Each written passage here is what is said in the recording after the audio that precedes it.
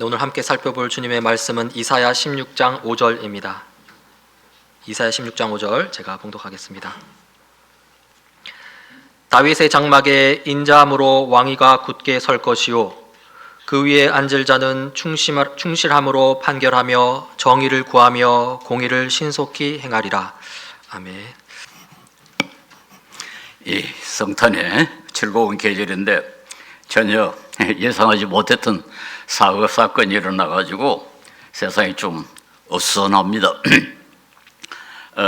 민주주의라는 게 바로 국민이 주인이라는 건데 역시 또 최고 책임자의 그 처신과 위치가 엄청난 파급 효과를 가지고 있다는 것을 우리가 또 한 번 경험합니다.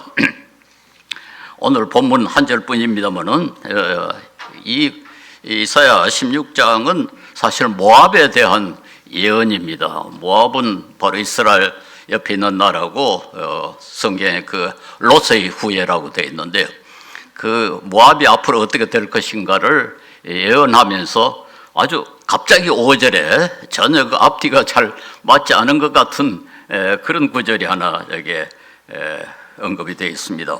여기에 갑자기 유다의 그 다윗의 가문에서 다윗의 가문에서 앞으로 한 왕이 나와서 신실과 사랑으로 백성을 다스릴 것이다.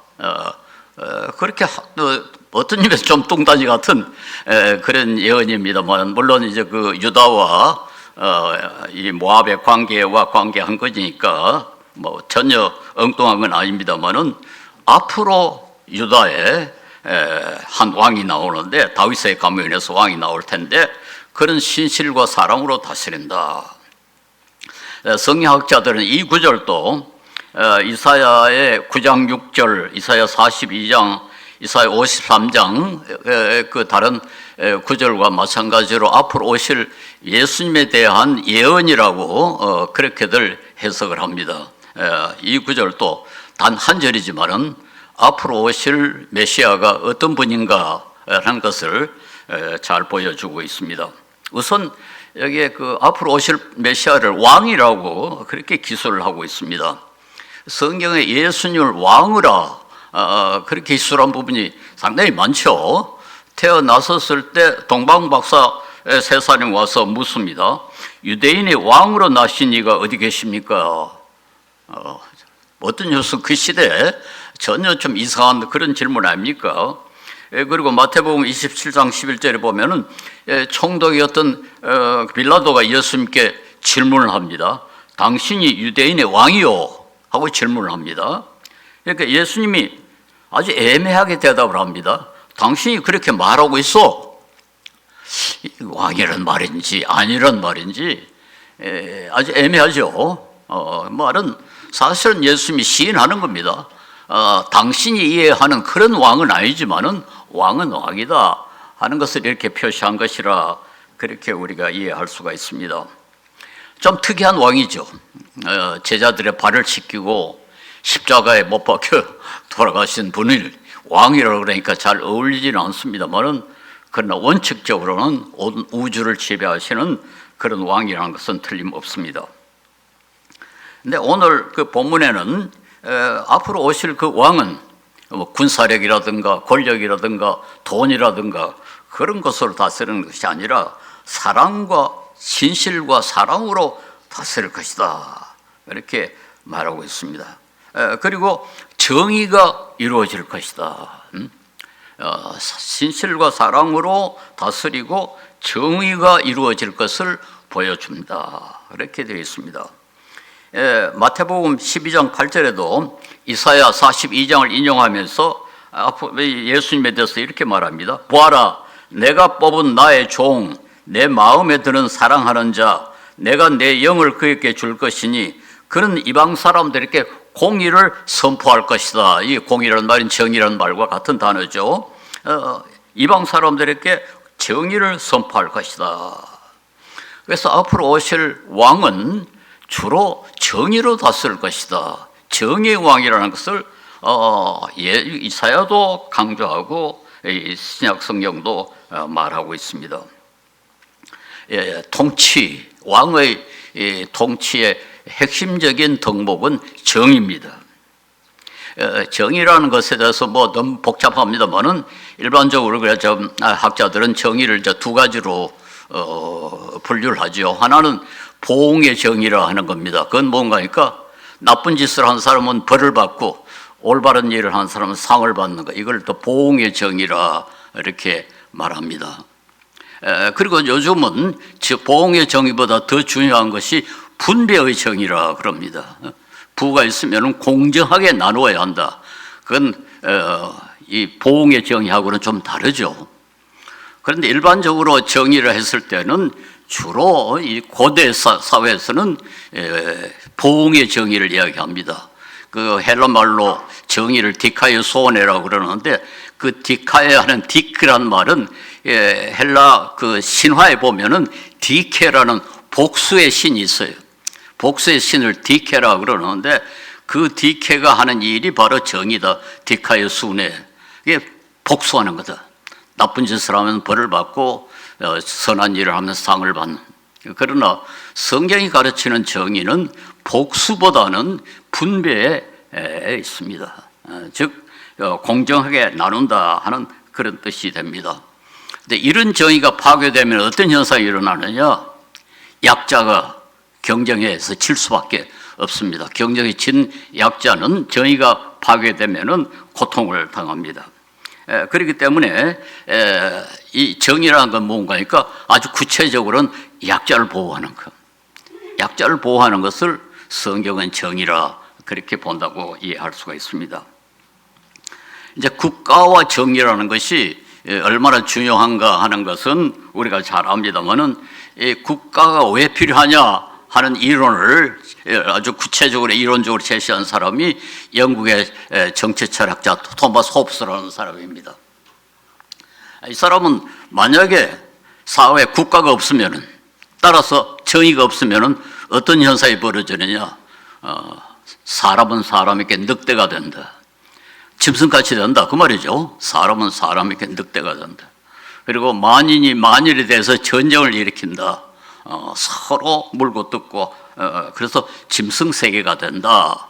그렇게 주장을 합니다. 이것을 우리는 그 약육강식의 원칙이라 그러죠. 약육강식. 강한 사람이 약한 사람을 잡아먹어 버린다. 그렇게 이제 약육강식 상황이 되면은 뭐 문자 그대로 이 약한 사람이 이제 잡혀 먹히는 그런 거죠. 그래서 홉스는 이렇게 되면은 결국 강한 사람이 약한 사람을 다 착취해 버리면은 그 강한 사람끼리도 또 강약이 생겨가지고 결과적으로 인류의 존속이 불가능하다. 그렇게 이걸 막기 위해서 인류는 계약을 맺어서 국가라는 것을 만들었다. 뭐 실제로 사람들이 모여가지고 계약을 한 건 아니지만은 역사적 과정을 거쳐가지고 이렇게 하다가는 인류가 존속할 수 없으니까 국가라는 걸 만들 수밖에 없다. 그래서 국가를 그런 성경에 나오는 괴물의 이름으로 르와단이라고 그렇게 불렀습니다. 영어로 르바야탄이라고 그럽니다만 우리 번역에는 르와단이라고 신화적인 괴물이죠. 막강한 힘을 가지고 있는 괴물입니다. 그래서 그 책 이름을 그 르바야탄이라고 되어 있는데요.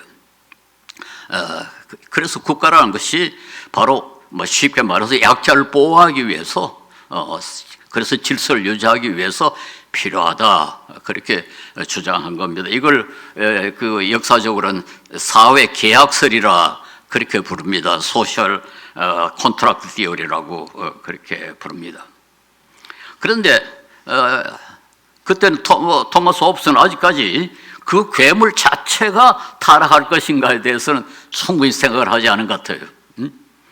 즉 국가 자체가 괴물이 돼가지고 못된 짓을 하면 그때는 어떻게 하느냐. 이걸 사실 제일 먼저 눈치채는 분은 칼뱅입니다. 우리 장로교 교리를 만들었다 할까요? 신학자인 칼뱅이 권력을 가지면 반드시 부패한다. 이건 인간은 근본적으로 죄인이기 때문에 견제받지 아니하는 권력은 반드시 부패한다. 그러므로 민주주의를 채택해야 된다. 칼빈은 그렇게 주장을 했고 사실 역사적 과정을 거쳐가지고 이제 민주주의가 도입이 됐습니다. 그 국가 자체 혹은 국가의 권력을 행사하는 왕도 견제가 없으면은 타락한다. 그러니까 그 타락을 막기 위해서는 우선 통치자의 권력을 제한을 해야 된다. 그래서 나온 것이 상권 분립이죠. 입법, 사법, 행정을 나누어 가지고 한 사람이, 한 기관이 모든 권력을 행사하지 못하도록, 그리고 헌법이란 법을 만들어 가지고 이 권력자의 개인적인 생각, 판단이 아니라 법에 의해서 나라가 다스려져야 된다. 그렇게 했고, 결국 선거 제도를 만들어서 그 왕 통치자도 역시 국민의 뜻을 따라서 선택돼야 된다. 이것이 바로 민주주의라는 게 핵심입니다. 그래서 이번에 탄핵이라는 것도, 탄핵 소추라는 것도 역시 그런 거 아닙니까? 국민이 뽑은 국회가 대통령의 권한을, 이건 법에 지나치게 어긋났다, 그러니까 중단을 시킨 것이 탄핵 소추라, 그렇게 말할 수 있고, 이것이 바로 민주제도와 법률을 따르는 것입니다. 그런데 어쨌든 국가나 그 권력을 행사하는 왕 혹은 대통령의 가장 기본적인 임무는 적어도 성경에 의하면은, 그리고 뭐 일반적인 원칙에 의하면은 두 가지라고 이렇게 상식적으로 말할 수 있죠.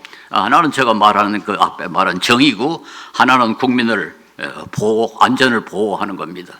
안전을 보장해야 되는데, 안전의 대상은 국내적으로는 약한 사람을 보호하는 것이고, 대외적으로는 물론 민족 전체의 생존을 보장해 줘야 되죠.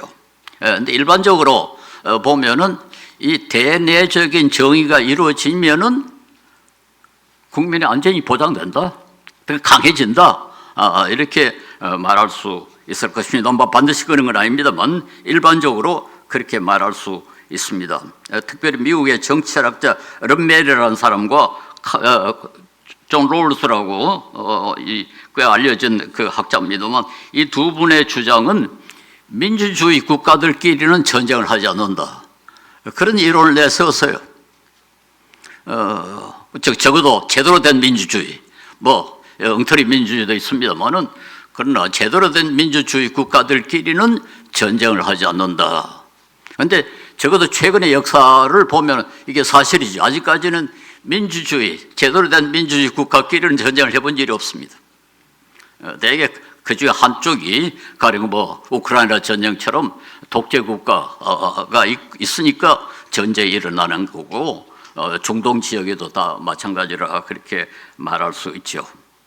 그래서 우리가 이 민주주의라는 게 사실은 국민의 안전을 위해서 아주 필요하다 하는 것을 우리가 알 수가 있습니다.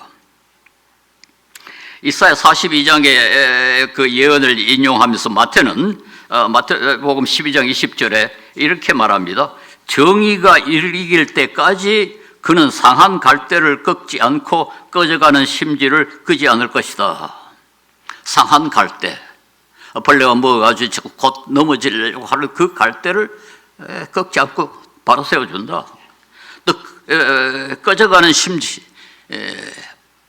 기름이 없어가지고 슬슬 거의 좀 사라져가는 그 등불을 끄지 않고 보호한다. 그런데 그 앞에 정의가 이길 때까지, 그 말이 붙어 있어요. 그러니까 상한 갈대, 약한 자, 꺼져가는 심지, 즉 거의 쓰러질 그런 사람들 보호하는 것, 이것이 바로 정의고, 그것이 바로 앞으로 오실 메시아가 하실 일이다라고 예언하고 그것을 인용을 합니다. 마리아는 메시아를 잉태한 것을 알고 찬송을 합니다. 누가복음 1장 51절에서 53절에 유명한 찬송이죠. 그런 그 내용이 이렇습니다. 그는 그 팔로 권능을 행하시고 마음이 교만한 사람들을 흩으셨으니 세왕들을 왕자에서 끌어내리시고 비천한 사람을 높이셨습니다. 줄인 사람들을 좋은 것으로 배부르게 하시고 부한 사람들을 빈손으로 보내셨습니다. 그 마리아가 하는 찬송이 좀 특이하죠. 쉽게 말해서 앞으로 오실 메시아는 정의를 실천하실 분이다. 뭐 그런 내용이라고 우리가 요약할 수가 있습니다. 이 미국에 그 나그네라는 잡지가 있는데 영어로 소저널이라고 그럽니다. 우리말로 번역하면 뭐죠? 나그네라고 할 수가 있는데요. 그 잡지에 의하면은 성경에 가난과 정의를 언급한 구절이 2,000개가 넘는다. 그렇게 2,000개. 저도 깜짝 놀랐습니다. 물론 한번 미안합니다. 저한테 여러분들 인터넷에 들어가 찾을 수 있는 그런 그 사이트가 저한테 있는데요. 하여튼 거기 보면은 성경의 정의와 가난 이것에 대한 언급이 2,000번이 넘는다. 저도 상당히 놀랐습니다. 어떤 이 세상의 크고 작은 통치자, 이 세상에 어떤 권한이라도 권력을 행사하는 모든 사람들에게 가장 중요한 것이 역시 약한 자를 보호하는 것이고 그것이 정의를 실천한 것이다. 그렇게 말할 수가 있습니다. 우리 통치자의 권력 사용이 정의로워야 되는데 그렇게 하려면 우리 정의로운 사람을 뽑아야 되지 않겠습니까? 그렇게 민주주의 국가에서는 사실 통치자의 잘못은 유권자의 잘못입니다. 그래서 이번에도 제가 늘 강조를 했습니다만 우리가 잘못 뽑은 거다. 정치가 이렇게 어지럽다는 것은 자꾸 정치가들에게만 욕을 하는데 실제로 그 사람들 뽑은 우리가 잘못 뽑아놓으니까 이런 일들이 벌어지지 않느냐 이렇게 저는 주장을 합니다. 아직 출판되지는 않았습니다만 제가 좀 추천서를 쓴 책이 하나 있는데요. 미국에서 이 구제 활동을 하시는 목사님이 우리 한국 목사님입니다. 조유진 목사라는 분이 아주 재미있는 책을 썼어요. 기독교인이 정치에 참여할 때 어떻게 해야 되느냐 10계명이라고 번역을 했습니다. 그런데 그 책 제목이 또라이가 되지 마라. 그참 이 또라이 어떻게 좋은 번역인지 모르겠습니다만 영어로 저 너드라고 그런데 그걸 또라이라고 번역을 했는데요. 뭐 또라이가 뭔가 하니까 주대도 없이 부하내동하는 사람을 가서 또라이라고 그런답니다.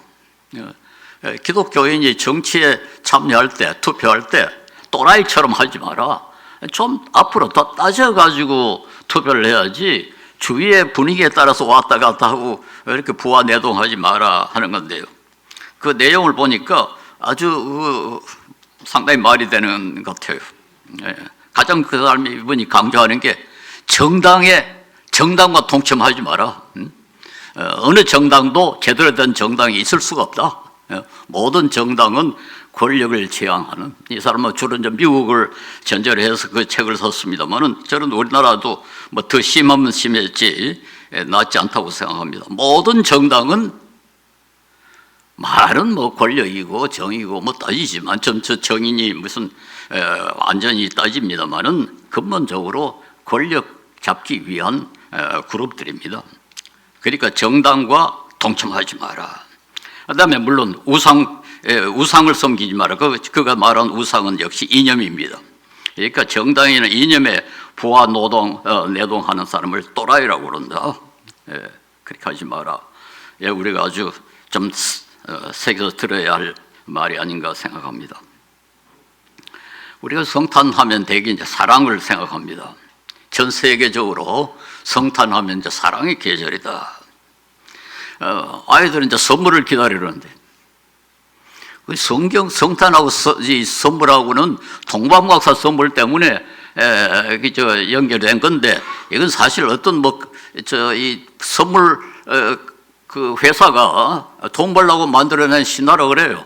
옛날에는 성탄이 반드시 선물하고 관계 있는 건 아니었습니다. 그런데 그 어떻게 동방박사를 끌어들여 가지고는 아이들도 선물 받기를 원하고 연인들끼리도 서로 선물 교환하는 그래가지고 이걸 갖다 사랑의 계절이다 그런데요. 그런데 이 성경 구절을 보면은 성탄과 관계되어 있는 예언이나 혹은 역사적인 사실을 기록한 구절을 보면 사랑이라는 단어가 전혀 나오질 않아요. 참 신기하죠. 우리는 사랑의 계절이라고 그러는데 사랑이라는 단어가 나오질 않아요. 오히려 정의라든가 공의라든가 이 단어가 주종을 이루고 있습니다. 예수님이 이 세상에 오신 것은 물론 사랑이 무관하다는 말은 아니죠. 그러나 주로 정의를 실현하기 위한 거다 하는 것이고, 좀 더 구체적으로 말하자면 아까 그 마리아의 찬송처럼 이 세상에서 힘있고 교만한 사람들이 아니라 약하고 가난하고 병들는 힘없는 사람을 위해서 오신 것, 그것이 강조되어 있다는 것입니다. 우리가 회개한다는 말, 그게 뭐를 뜻합니까? 회개한다는 말, 우리는 죄인이라는 걸 전제하는 거 아닙니까? 그 죄인이란 말, 그건 단순히 율법을 어기고 도덕적으로 나쁜 짓을 한 것일 뿐만 아니라 어떤 면에서 좀 비참한 존재다, 하나님 앞에 우리는 비참한 존재다 하는 것을 인정해야 그게 진정한 회개라, 그렇게 말할 수 있습니다. 바울 사도가 고린도전서 1장 26절에서 29절, 좀 긴 구절입니다만 한번 보십시오. 들어보십시오.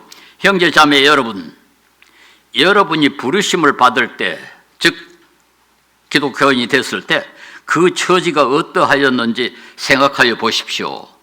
육신의 기준으로 봐서, 이 세상의 기준으로 봐서 지혜 있는 사람이 많지 않고 똑똑한 사람이 그렇게 많지 않다. 지식 많은 사람이 별로 많지 않다.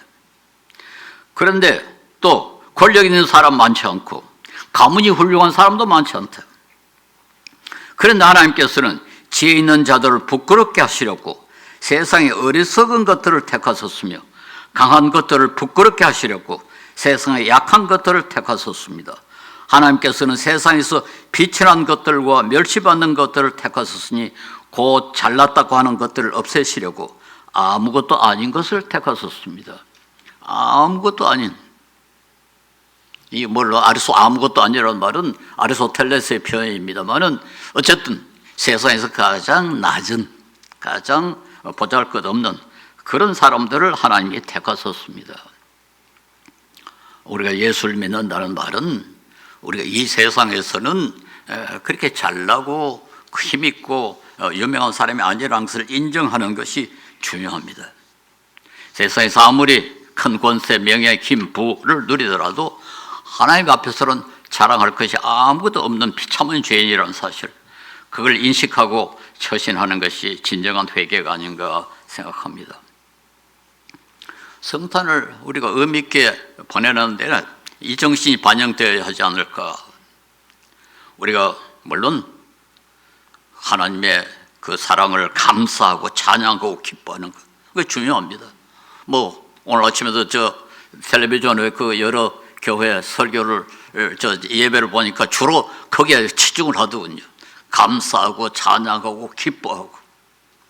그러나 그보다는 훨씬 더 중요한 것이 뭔가니까 본래의 정신을 살려서 약한 사람을 생각하는 것, 어려운 사람을 돌아보는 것, 이것이 본래 성탄의 의미가 아닌가 생각합니다. 여러분 다 그 디킨스의 크리스마스 캐롤이라는 단편 소설을 알죠? 아직까지 안 읽어보신 분은 집에 가서 한번 읽어보시기 바랍니다. 그건 인터넷에 아마 다 나와 있을 겁니다. 그 스크리지 영감이 어떻게 그 성탄에 고통을 당하고 회개했는가 하는 이야기입니다.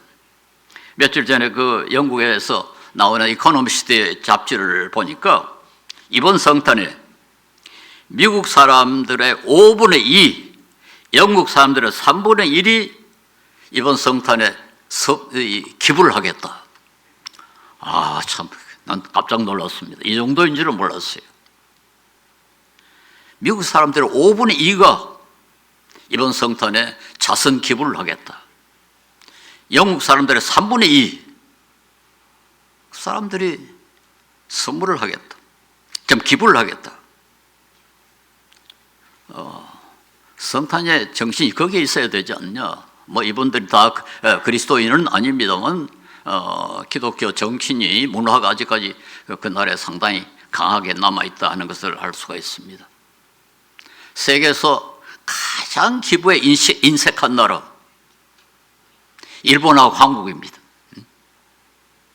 일본은 세계에서 120번째인가 기부 순위예요. 우리도 별로 뛰어나지 않습니다. 88위입니다. 케냐보다 세계 최빈국이라고 하는 말라위보다 한참 뒤떨어진 기부 순위를 자랑하고 있습니다. 한국의 교회가 이렇게 많고 적어도 인구의 한 20%라고 그러는데 기부 지수가 세계 88위라. 하나님이 뭐를 그렇게 기뻐하실까요? 성탄 장식 멋지게 해놓고 아주 휘황찬란한 장식하고 아주 멋진 옷을 입고 찬양하고 그걸 하나님이 즐거워하실까요? 안 그러면은 약한 사람에게 돈 한 푼, 굶는 사람에게 식사 한 끼 대접하는 거, 그걸 하나님이 더 기뻐하실까? 우리 성경의 가르침에 좀 충실하면서 생각을 해 보십시다. 그런데 이 예수님이 정의를 위해서 이 세상에 오셨는데 참 역설적인 것은 예수님 자신은 가장 정의롭지 못한 대우를 받았습니다. 하나님의 아들이고 의로우신 만왕의 왕이 있었는데 그는 죄인이 되어버리고 인류 역사상 가장 억울한 재판을 받고 인간이 감당하기가 가장 힘든 고통을 받아서 죽었습니다. 정의를 위해서 오신 왕이 가장 정의롭지 못한 대우로 이 세상에서 받았습니다. 이건 어떤 면에서 저 우주적인 역설이라 하지 않을 수가 없습니다. 어떻게 이런 일이 가능할까요? 정의를 위해서 오신 분이 가장 정의롭지 못한 대우로 고통을 당하신 것, 그 밑에 작용하는 것이 바로 사랑입니다. 무슨 연인들끼리 사랑, 부모가 자식이 부모를 사랑하는 그런 종류의 사랑이 아니라 원수를 사랑하라는 사랑. 이건 일반적인 사랑, 사랑스러운 사람을 사랑하고 사랑할 가치가 있는 사람을 사랑하는 그런 에로스하고는 전혀 다른 종류의 사랑입니다. 99마리 양은 내버려 두고 잃어버린 한 마리 양을 찾아다니는 참 특이한 사랑이죠. 이것은 사랑하는 사람의 이해관계를 완전히 초월하는 정말 고귀한 사랑입니다. 우리는 이런 사랑을 알고 이런 사랑을 받았다는 사실을 정말로 감사하게 생각해야 됩니다. 만약에 이런 사랑이 아니면은 우리는 구원받을 수 없습니다. 우리가 무슨 구원받을 자격이 있어가지고 구원을 받는 게 아니지 않습니까? 아무 자격이 없는데도 불구하고 우리를 사랑하셔서 구원의 백성이 됐는데, 그렇게 하기 위해서는 예수님 자신은 가장 정의롭지 못한 대우를 받았습니다. 바로 이 아가페 사랑 때문에 하나님의 아들이 육신으로 세상에 오셨고 정의를 위해서 인간이 받을 수 있는 가장 악독한 처벌을 받으심으로 가장 정의롭지 못한 대우를 받았습니다. 이런 사랑은 어떤 인간도 실천할 수 없고 어떤 철학자나 현자도 상상할 수가 없었습니다. 오직 하나님만 가르칠 수 있고 하나님만 실천하실 수 있는 정말 신비롭고 놀라운 사랑입니다. 그 사랑의 드라마가 바로 이 성탄에서 시작이 됩니다. 그러나 아무 인간도 이 사랑을 실천할 수 없는데도 불구하고 성경은 우리에게 사랑을 실천하라고 명령합니다. 아무도 물론 예수님처럼 사랑을 실천할 수는 없죠. 제가 말기로는 손양호 목사 같은 분은 예수님 사랑과 가장 가까운 사랑을 실천을 할 수 있었지 않나 그렇게 생각하는데요. 근데 본인은 이 사랑을 잘 실천을 하셨지만 그 가족은 너무너무 힘들었습니다. 지금 많은 부작용이 생겨났어요. 그러니까 이게 얼마나 힘든 사랑이고 얼마나 비현실적인 사랑인가 하는 것을 알 수가 있죠. 힘듭니다. 그런데도 불구하고 에베소서 5장 1절에서 2절에 그러므로 여러분은 사랑을 받는 자녀답게 하나님을 본받는 사람이 되십시오. 이게 하나님을 본받는 사람이 되라는 말은 하나님의 사랑, 아가페를 실천하라는 말입니다. 그리스도께서 여러분을 사랑하셔서 우리를 위하여 하나님 앞에 향기로운 예물과 제물로 자기 몸을 대어 주신 것 같이 여러분도 사랑으로 살아가십시오. 예, 힘들죠. 우리는 어쨌든 그런 사랑을 알게 되었다는 사실에 감격하고 조금이라도 좀 실천해 보려고 노력할 수 있다는 사실에 감사해야 됩니다. 우리가 뭐 어떻게 예수님처럼 그렇게 할 수 있겠습니까? 못합니다. 그런데도 불구하고 조금이라도 해야 되겠다. 이게 참 고귀하다. 그것을 안다는 사실 자체가 저는 우리 아주 특혜가 특권이라고 생각을 합니다. 다른 말로 해서 우리가 최고급 인간이 되는 거죠. 짐승 같은 사람이 최하급 인간이라면 그런 짐승의 가장 중요한 특징이 약육강식이라면 그와는 가장 거리가 먼 예수님처럼 그렇게 산다는 것은, 행동한다는 것은 가장 높은 고급 인간이 된다는 것을 뜻한다고 저는 생각합니다. 그래서 신학자 다드가 지적한 것처럼 우리 아가페는 감정에 따라서 할 수가 없습니다. 감정은 수동적이고 우리는 그런 감정을 가질 수가 없어요. 그래서 그는 능동적인 의지의 결정, 결심하고 작정하고 노력을 해야 된다는 것입니다. 능동적인 의지의 결정. 그래서 감정이 내키는 대로, 마음이 내키는 대로 하는 사랑, 그게 아니고 옳기 때문에, 해야 되기 때문에 억지로라도 노력을 하는 그 사랑. 우리가 하나님과 예수님의 완벽한 아가페를 믿지 못할지언정 성탄을 맞은 모든 사람이 서로의 고통을 조금이라도 줄여주려는 의지가 있으면 그것으로 우리가 감사해야 되지 않겠는가 생각합니다. 예, 우리 국민은 기부에 인색하고 약한 사람도 없는데 인색하지만은 우리 그리스도인들은 좀 달라야 되지 않겠습니까? 우리 교회는 당연하게 성탄 헌금은 다 그런 어려운 사람을 돕는데 쓰도록 그렇게 되어 있으니까 여러분, 액수의 다우가 중요한 게 아니고 이 돈이 그래도 약한 사람의 고통을 조금이라도 줄이는데 도움이 됐으면 좋겠다, 그런 마음으로 헌금하시기 바랍니다. 저는 최근에 영국의 그 여류 소설가 조지 엘리어트의 말에 아주 감명을 받았습니다. 이 조지 엘리어트니까 남자 이름입니다만 여성 여류 소설가입니다. 이 사람은 이거 펜네임을 이제 남자 이름으로 되었습니다만 그의 그 명구가 서로의 삶을 좀 덜 어렵게 만드는 것이 아니라면 우리가 무엇을 위해서 사는가? 우리가 뭐 때문에 사는가? 뭐 때문에 사는가? 서로의 삶을 좀 덜 어렵게 만들기 위해서 산다, 그 말이죠. 만약 그렇지 못하면 뭐 때문에 사나? 의미 없는 삶이란 말이죠. 뭐 잘 먹고 잘 살려고 사는 거야. 짐승도 마찬가지죠. 서로의 삶을 좀 덜 어렵게, 저는 이 덜 어렵게라는 말이 아주 의미가 있다고 생각합니다. 더 행복하게 아니고, 우리는 서로의 삶을 더 행복하게 하기 위해서 사는 게 아니고 서로의 삶을 좀 덜 어렵게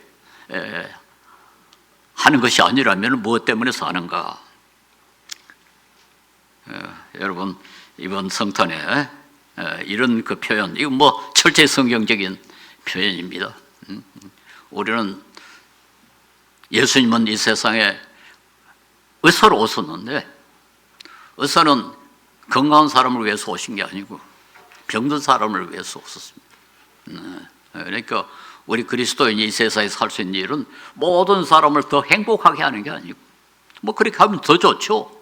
그러나 그게 근본적인 목적이 아니고 사람들의 고통을 조금 줄여주는, 다른 사람의 삶을 좀 덜 어렵게, 우리의 작은 행동, 말 하나라도 어떻게 하면 다른 사람의 어려움을, 다른 사람의 고통을 조금이라도 덜어줄까? 그것이 바로 참 미미하지만은 사랑을 실천하는 것이고 정의를 실천하는 것이고 그게 바로 우리 예수님이 오신 목적이 아닌가 생각합니다. 이번 성탄에는 이런 것을 좀 반추하면서 보내실 수 있기를 바랍니다. 기도하겠습니다.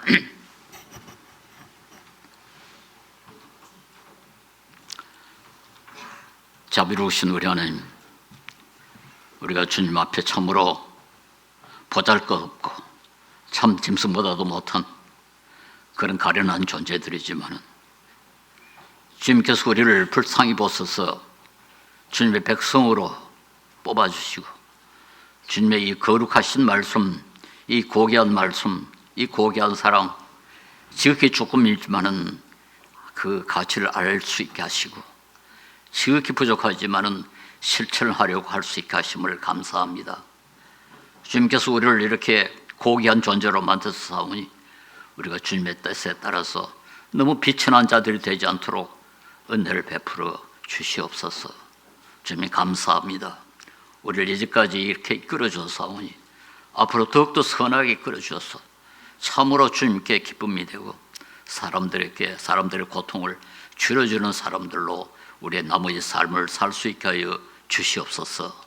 예수님 이름으로 기도합니다. 아멘.